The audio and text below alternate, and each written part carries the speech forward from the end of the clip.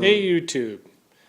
So, people that watch my channel know that this is the most intimidating part of my project that I have identified so far. Of course, I haven't started putting shit back together. I guess this is the first real significant thing that I'm putting back together. So anyway, I have to weld on this new quarter panel, because all under here was rusted, inside the wheel arch, all the skin metal was rusted. But the quarter panel doesn't come with the rear door profile stamped into it. So I've got that approximate location, pretty precisely approximate, mapped on here. I've got it clamped in its best position, matching at all the critical points, like the whatever you call under there. It's not rocker panel under there, but the back equivalent. The arch of what I have left inside, and most precisely this union down here that you can't see because it's dark. I match that up first and then clamp everything else. So what I'm faced with now is cutting the original metal, at least, to the profile of the quarter, and then getting this cut, which will be something like 3/4 of an inch in from the profile, this way, from the door profile, and getting it both, cutting through both the new quarter and the original quarter at the same time with a 32 inch cutting wheel. So I have an exact profile for the hole and the patch that needs to fill the hole. Okay? So I need to get more clamps so that I can clamp the parts that aren't clamped that I really need to be stable while I'm doing the cutting, which would be right along here, getting up into here, and then magnets, shitloads of magnets that I can move. I'm also going to do a Tommy shoe, I don't know what else to call it other than a welding cane, a thing that you tuck into your shoulder and you push the metal together.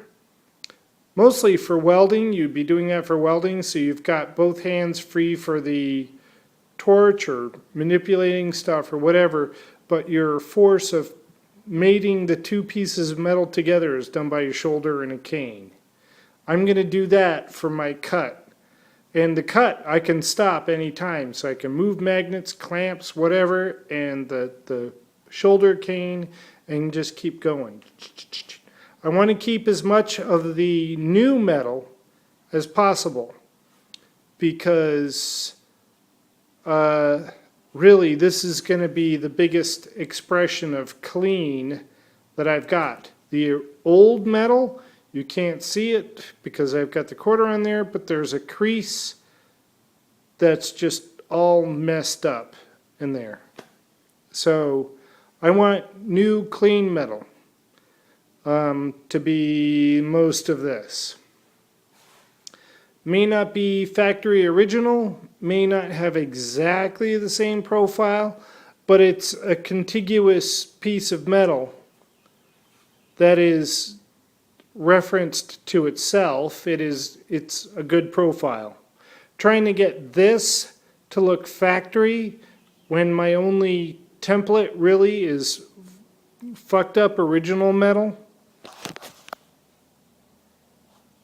Yeah, not a good plan. So I'm going to try to keep as much of the original, or the quarter panel, new quarter panel, as possible. So originally I was going to, cut along this profile and do more measuring and yada yada yada.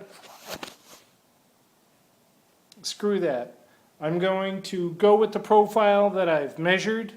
I'm going to go ballpark 1/2 inch, 3/4 of an inch off that edge for the door stamp profile and do it like that.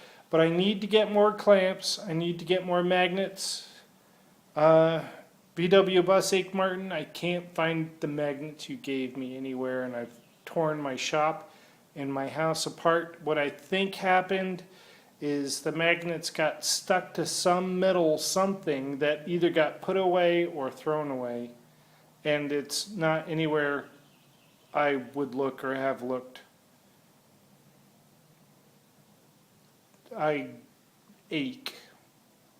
So it's not just VW Bus Ake, it's Chevy Nova Ake. I miss those magnets. Those were like the bee's knees. So I'm going to get more magnets because that is an ideal solution. I'm going to need that for welding this profile, but I'm also going to need it for cutting so I can keep this edge against the ripply creased original metal so I can make that work. So this is the most intimidating part of the project so far for me. Yeah, I just need to get some clamps and magnets and I'll get onto it. The more fear that I take on, the more my fears evaporate ahead of me. Or, you cross that bridge when you come to it. I come to that bridge, there's no fear on it. So I'm making progress. Not just automotive know-how, but in here, dealing with fear. And fear is all in here. It's not out there. It's not on the car. It's not in other people. It's not in situations or whatever. It's all in here. And you can beat it just by facing it and doing stuff despite the fear. It just goes away. It's amazing. Thank you, YouTube Garage.